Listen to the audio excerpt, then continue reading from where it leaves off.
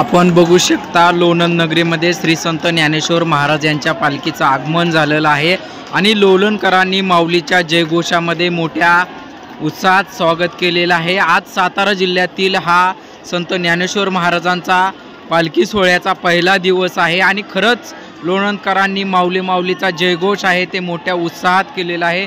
आपण बघू शकता ही लोणंद शहरातली माऊलींचं दर्शन आहे। माऊलींच्या दर्शनासाठी लाखो भाविक जे आहेत ते माऊलींचा जयघोष करत आहेत। आपण बघू शकता की आज श्री संत ज्ञानेश्वर महाराजांच्या दर्शनासाठी लोणंद नगरीमध्ये लाखोंचा मेळा जो आहे तो उत्साहात झालेला आहे आणि आज विशेष म्हणजे पाऊस नसल्यामुळे वारकऱ्यांमध्ये जो जल्लोषाचं वातावरण आहे। आपण बघू शकता की संत ज्ञानेश्वर महाराजांच्या पालखी मागचं सुद्धा गर्दी जी आहे ते आपण बघू शकता।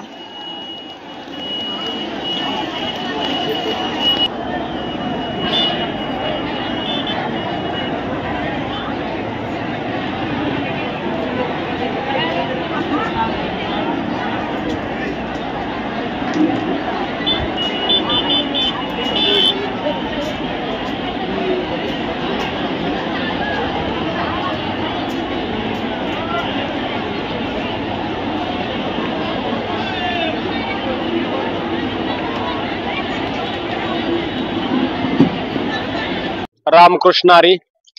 आज संत श्रेष्ठ श्री ज्ञानेश्वर महाराज पालखी सोहळा निराम नदीमध्ये नदीचं स्नान करून सातारा जिल्ह्यामध्ये माऊलींच्या पालखीचं नवे साक्षात माऊलींचंच आगमन झालेलं आहे।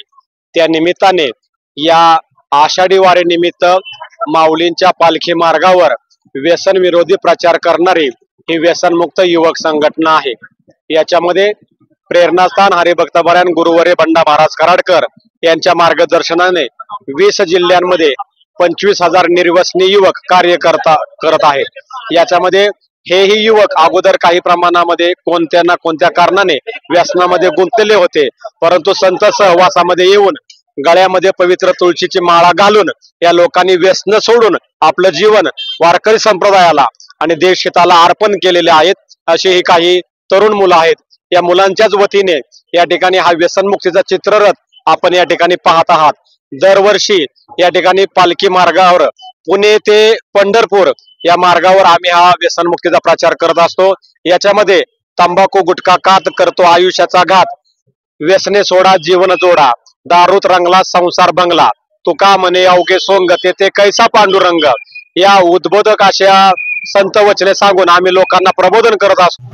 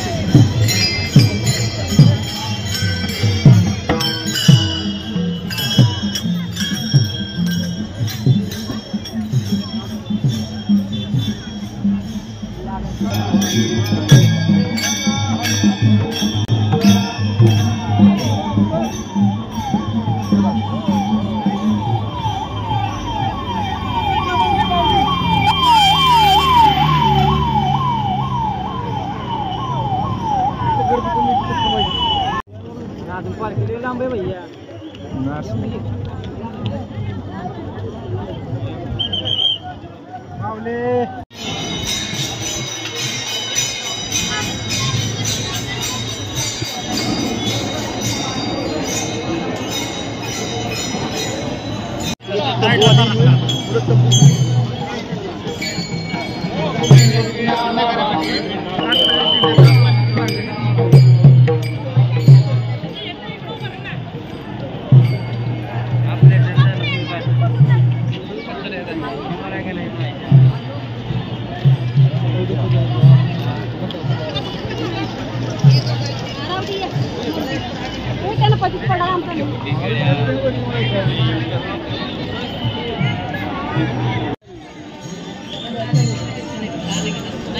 सगळ्यांना